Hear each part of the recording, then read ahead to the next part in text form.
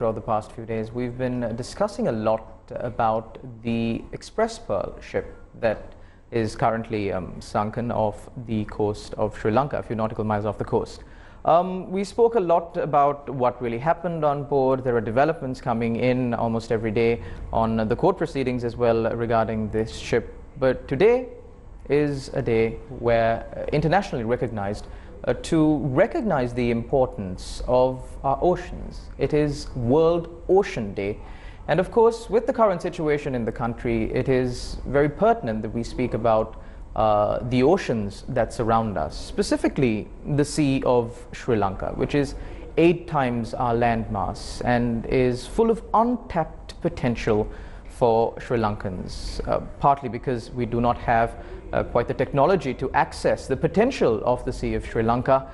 It is open, like in the case of the Express Pearl, to pollution by ships that pass by, and also in the case of fishermen, to encroachment from foreign fishermen, so on and so forth. Now, to discuss all of these matters on this very important day, World Ocean Day, we've got with us Mr. Jayantha Wijesinghe. He is the convener of Rainforest Protectors. A very good evening, Jayantha, and welcome to the show. Very good evening to you, and thank you for Newsfirst giving us this opportunity to speak about not only oceans. Actually, the 5th of June was the World Environment Day, environment and the oceans.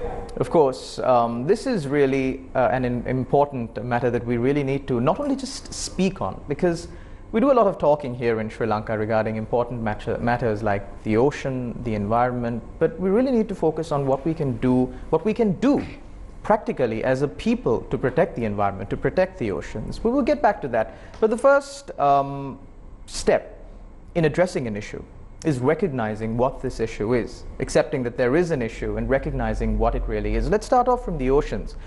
During the past few days, people in Sri Lanka were saddened by the fact that many turtles, many dolphin, marine life were washing up on the shore. And the scenes were not pleasant to the eye. There were a number of turtles who are very tough creatures who throughout their life go through many adversities, and it's extremely sad to just see their carcasses washing up on the shore. We've had a number of views being expressed on what really happened here. There is no confirmation on if the incident surrounding the Express Pearl had directly influenced these deaths, because there are carcasses of these marine life washing up on shore every time and every now and again, especially during the monsoon season. But judging by how many carcasses have washed ashore during the past year, this year, is it a massive uptick? Is it concerning? It is massive, and it is obviously related to Express Pearl, and that's unarguable, and there is no doubt at all. And we need to accept the fact that, and despite the fact that some of the people, including some of the professors and some so-called intellectuals, saying that the impact, the pollution of the Express Pearl is not so significant, and it is not going to impact our marine life so much. We see entirely different situation, and unfortunately from Kosgoda towards Hikkaduwa, Matara, and then all the way up to Kalpitia, we see every single day carcasses of these dead fish and turtles and all these fish, including whales and dolphins, getting washed ashore. So obviously there is a massive impact on our ocean, and we are only seeing the beginning of it, I would say, and there will be a lot of changes in our shoreline and the ocean in time to come, especially when the pH levels and all these other chemicals getting reacted with our corals and ocean marine plants, flora and fauna. There'll be there could be chain impact, chain reactions, and lot of impacts that will be seen in the coming months and years. Well, the Express Pearl incident is really an eye-opener, but Sri Lanka is known globally for being a massive polluter of the ocean. Yes. Now, of course, the Express Pearl incident is a sudden incident. It caused a massive change in the environment around Sri Lanka, in the seas of Sri Lanka. But Sri Lankans are known to be a usual polluter of the ocean. How far has this impacted our oceans? Well, there are certain reports that says we are the fifth biggest ocean polluter in terms of plastic pollution, but I doubt, and that is not factually proven. That's not a fact, but yes, I agree, we are as a nation a big polluter. If you look at some of these estuaries and some of these rivers that, you know, especially during monsoons, like if you go to Crow Island and if you go to Kalutar area, if you go to even Ginganga estuary and places like that, you find a lot of plastic being washed and it end up in the sea. And if you look at canals in Colombo, if you look at the entire coastal zone in the Nigambu area, even Dandugangoya, and we have in fact written to Marine Environmental Protection Agency and CCD roughly about 2 weeks ago, this disaster happened, that we need to do something about the Nigambu lagoon, because there is plenty of pollution in the lagoon itself.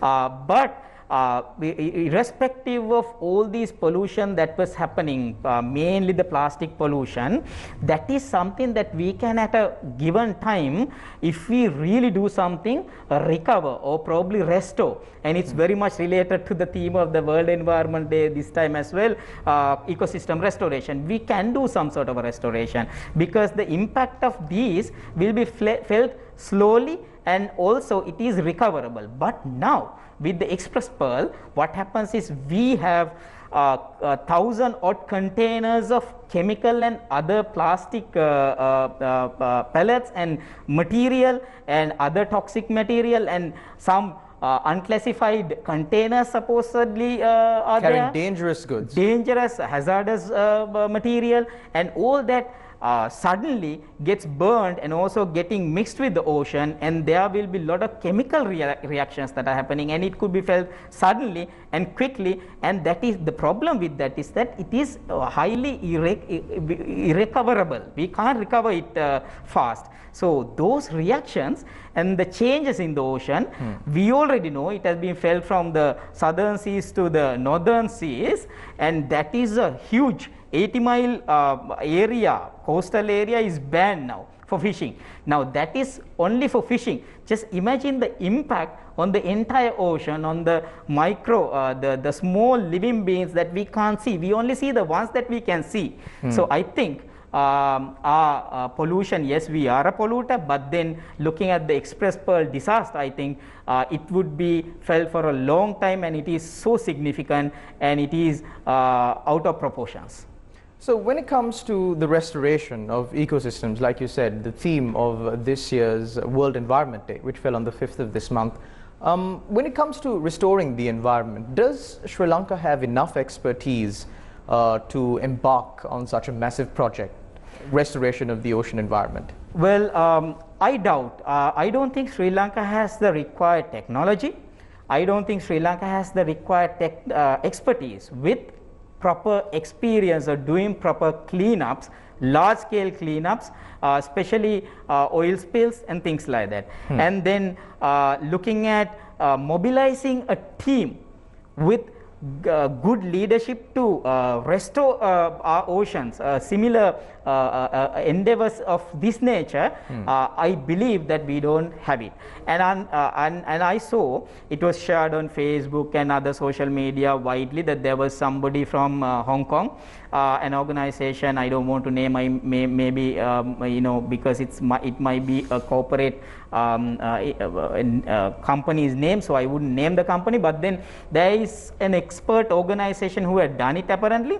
So I basically got in touch with that person. I in fact informed the Marine Environmental Protection Agency, Ministry of Environment, that there is somebody like this who has the required expertise. Probably we should consult somebody like that, because right now we have like too many chefs, too many organizations, too many people trying to lead the whole effort. I think it has to be a collective effort, but then led by somebody who has the real expertise on marine cleanups, large scale marine cleanups.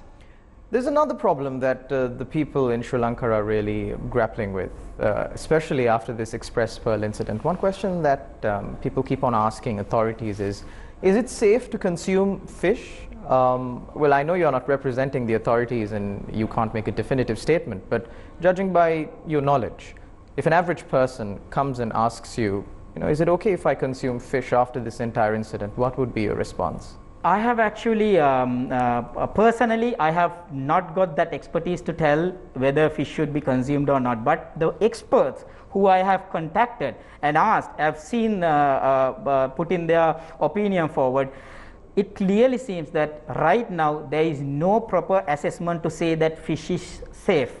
Especially NARA is conducting research now with, to see what impact the chemicals had on the dead carcasses, dead fish, so that they will be able to come and say publicly, now this is what we found out of the dead fish we checked, analyzed, researched, and then therefore we tell you it is safer to eat or not. But once again, I don't want people to entirely depend on our government entities, authorities as well, because sometimes what they say is entirely different from the truth. When it comes to, as you would know, our food, the famous SLS certification and all that, and how are some of the so-called institutional leaders were speaking. So I am not saying entirely to depend on them, but I believe as an environmentalist and as somebody who have done little bit of science, that consuming fish at this time would not be a advisable idea, especially in this particular region. And in this particular time period. Got impacted. Sorry? And in this particular time period. So until all these research analyses are done and everybody says it is perfectly safe, there is no problem, and these fish died because of this reason, and now the situation is normal, the ocean is back to normal, the toxics are no more there, and plastics are no more there, and then probably yes, but until such time, no. So you're of the opinion that until the authorities come forward and give a definitive undertaking that the consumption of these fish will not cause any harm to the general public of Sri Lanka, people should be cautious when they opt to consume fish. Of course, another issue that Sri Lankans are grappling with right now is the floods that are taking place across many parts of Sri Lanka. Good news is the rains are beginning to recede to a certain level, and the Met Department has said that the flood waters too will be receding. We will continue our discussion on this matter after this short commercial break. Don't go anywhere. You're watching Newsline Live.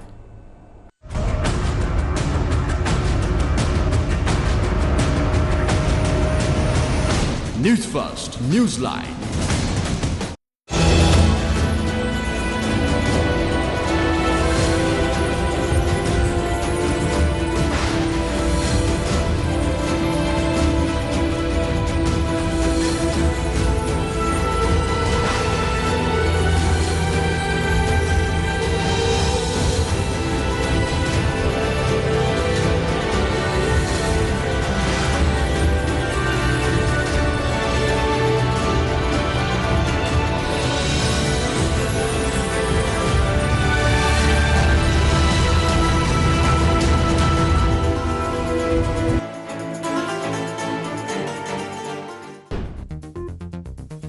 Decision to use organic fertilizer will move forward despite challenges, says President. Are the deaths of turtles linked to the Express Pearl tragedy? Calls to probe the death of 19 turtles in the span of 10 days. Those who disseminate fake news on social media could be arrested sans a warrant. A clarification from the police.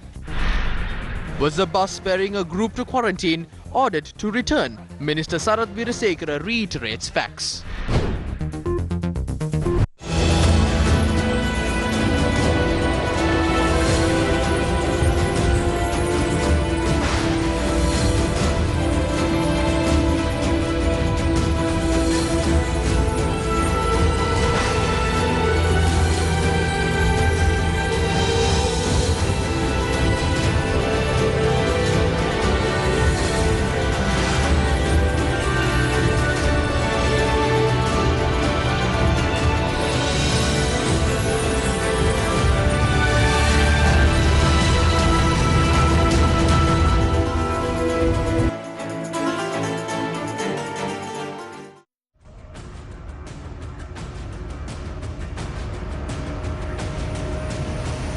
Newsfirst, Newsline.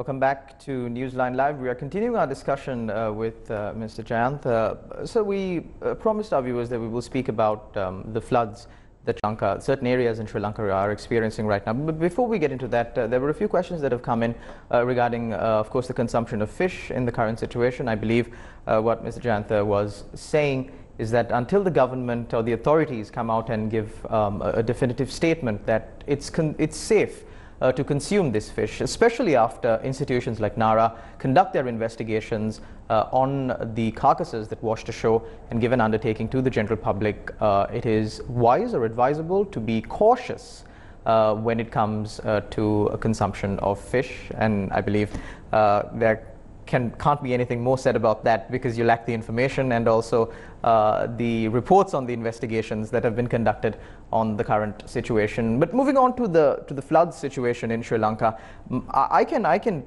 definitely attest to the fact that there were some areas, especially in the Gampaha district, that hadn't experienced floods for as long as I can remember, 20 to 15 years even maybe, and they are facing floods right now. So there is a bit of an anomaly here, and people are wondering, why now?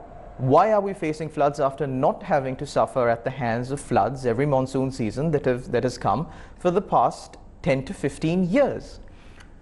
Yes, this is very unfortunate, and I've been saying all the time since 2016 onwards, when we had severe floods coming in. This country didn't have such amount of floods, and actually victims, especially the death toll is so high when it comes to monsoon seasons now compared to what it was probably a decade ago. Now this is accumulated to the fact that irregular development has taken place in many places. Now, if you have analyzed the Southern Expressway, because the Southern Expressway, the entire Kaluganga river basin, has been blocked in certain places, and its branches and some of the streams and all that got blocked. And you know, massive fillings of paddy fields. If you have seen on the Southern Highway, the amount of paddy fields that were filled and amount of wetlands that were filled. Now similarly on the highway to Kandy right now, we see the same situation, and people complain. People don't only complain now. If you really look at some of the news reports at the time the development was happening, initially when the land acquisition was taking place, they were complaining, saying that you should not fill up the paddy fields, and you should not cut the mountains for soil requirements, especially the soil needed for the filling of the highway. So these two accumulated. Now the mountains and the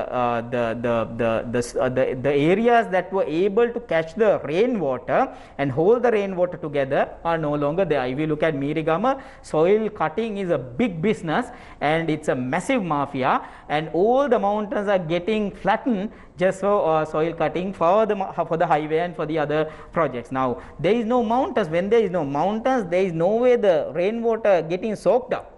And then you have all the rivers getting blocked and the streams getting blocked, and Maya and all these rivers are blocked now. The streams are blocked. Now the paddy fields, you know, it's a general fact that everybody knows. Why paddy fields, wetlands and lowlands are there is because they hold the rainwater and they push it down to our groundwater table. Now you can't do that. The massive areas being filled up almost every single day, not only for the highway development but for many other things. So we have the Agrarian Act, which is one of the most powerful act which can stop all these wetland and paddy field filling, but we don't see it happening. Even in the area I live in, Pilihandala, Kasbava, Boralasgamo, all these areas, if you look at some of the wetlands, they are getting filled, the paddy fields are getting filled. So this is an accumulated issue, and because of that we see people suffering. If you really look at one thing I want to emphasize, if you look at the investment cost of it and the benefit that we are going to derive out of this, and then do a proper analysis as to how much of flood aids and how much of disaster aids and how much of resettlement and how much of compensation and how much of necessities such as the food and water and all that has to be provided by the government, that cost would be many a times more than the actual benefits we are going to get from an highway like that. I'm not against the highway. It should have been built on columns. It would have been an elevated highway, especially on the paddy fields, and it should not have been blocking the rivers. If that was built as an elevated highway, all these problems would have been solved. One other thing, the Ratnapura highway is also going to be built. It's inaugurated probably about a month ago. Now the policymakers, politicians, the government need to be very wary of that, of the fact that Kaluganga is going to be blocked for the second time if we don't do it right. And therefore, flooding of Ratnapura, Kiriyalla, all that area will be severe if this is not built as an elevated highway, especially in an area such as wetlands, lowlands. This issue on building elevated highways, it was also highlighted recently on our news surrounding a situation in Jayala with the Central Expressway. The people there said that the officials came and said, we are going to build this highway on pillars, an elevated highway, but that was not what transpired in the subsequent days, and as a result now those areas are under floods. We've also got a message from one of our viewers saying Bopitiya Kandana fully flooded, sad situation. And again Muthurajawala filling. Muthurajawala plays a big role now. The Muthurajawala is being filled at a rate now. The government is planning to gazette it as a national park. If that happens, then the problem will be solved at least at this level. But it needs to be done quickly, because even as we speak now, Muthurajawala is being filled. But the chief policymaker regarding infrastructure in Sri Lanka, the State Minister of Infrastructure and Rural Roads, State Minister Nimal Lanza, had said that all of these floods, especially in the Gampaha district, I believe we were speaking specifically about that area, is the fault of a wildlife officer in that area who raised certain concerns with the construction of, again, the Central Expressway in that area and the environmental damage that it might pursue, and blocked the construction development for some time. It's her fault, according to the State Minister of Infrastructure. I don't know. It's hilarious, and it's like he acts like a joker. I'm sorry to use this word, but he acts like a joker. If you really looked at the inauguration of Ratnapura Highway, Ruwanpura Highway, he said the same thing, and he repeated it yesterday also when this some of the other new highways are going to be initiated. He said the same thing, that this particular officer, actually she is not from wildlife, she is from forest department, is the one who is actually responsible. This is absurd, and clearly showcase the failure of a minister who lacks common sense, and he is the one who's blocking the Kadol Dupata, the most famous one, where one of the minister has to have used to have the first confrontation with the so-called the Devani. That particular Kadol Dupata, there is a court order, clear court order given that the soil that is dumped there should be removed, taken out.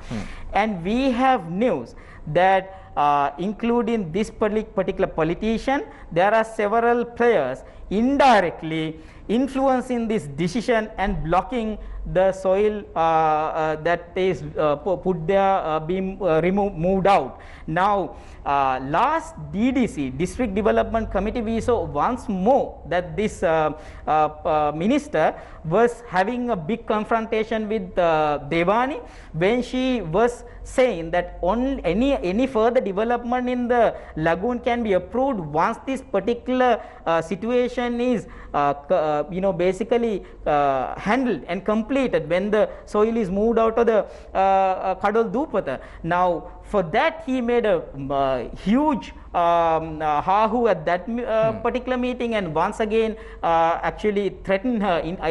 For me, I saw it as a indirect threat. So it's basically, this is I would say very cheap behavior for a minister to be putting the blame on somebody who's absolutely innocent and have nothing to do about. But in fact, when these ministers and those who decided and those who allowed this particular investor, the project proponent, to build a highway not as an elevated highway but by filling all these paddy fields in this area. Jayantha, we're in our final few minutes of the show. There is a group of people, of course, in Sri Lanka who think that environmentalists stand in the way of development. They believe that environmental activism is kind of a trend, you know, something for the progressives to treat as a trend. They think it's cool, and they, of course, interpret an environmentalist as a person who stands against development. Of course, there were instances when certain issues cropped up in Sri Lanka, especially about the destruction of forests in Sri Lanka. Again, there are people who now subsequently come and say, you know, there was a time when the destruction of forests was the biggest issue in Sri Lanka, but now the trend has died down. So environmentalists are just, you know, they serve the times. What is your response to people who think like this? Well, I should say a lot of people I have seen actually, they take the example of this particular hotel in Dambulla. I can't remember what is it called.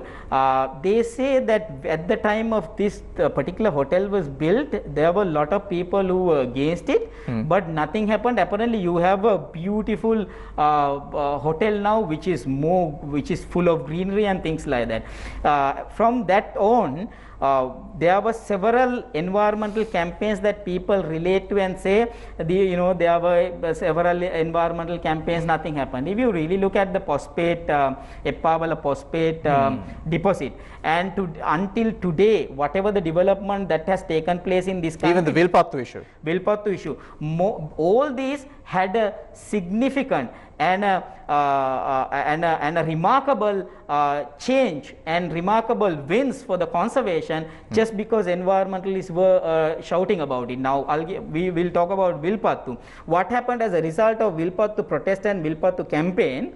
Maavillu Gazette was put out. Maavillu is much bigger than Vilpattu itself. Now that is why you have the Maavillu protected area, because people were pushing for the northern Vilpattu protected areas to be protected. Now similarly, because of we shouted so much about the other state forests being removed, the 5 of 2001 circular being removed by the government as a policy, and the land rights were given divisional secretariats, and we saw a lot of deforestation taking place in the country. Now the president accepted it. President accepted it. The same decision was taken by the president. Now he sends a letter, he issued a letter saying that the land rights, the rights given to the official powers given to the divisional secretariats to issue permits and the deeds have been taken away now, because he has seen a lot of deforestation is happening because of irregular land permits being issued, deeds being issued. Now it has been given to the district secretariat as well. We have enough cases, enough documents to show how the district secretariats have misused the government lands, state lands. But finally, just to summarize, there is significant changes in terms of policy, in terms of development, how the development has happened, resulting as a result of environmentalists and the activism of environmentalists. Thank you very much, Jayantha, for joining us on our show. However, we have a very limited time, and I believe we covered as much ground as we could. And also on this special day, World Ocean Day, once again, as was said at the beginning of the show, I believe it's very important that we not only speak about conserving the environment, but contribute towards it in whatever little way that we can to practically implement what we speak about. Let's walk the talk. Thank you very much for watching Newsline Live. Until we meet again, take care and God bless.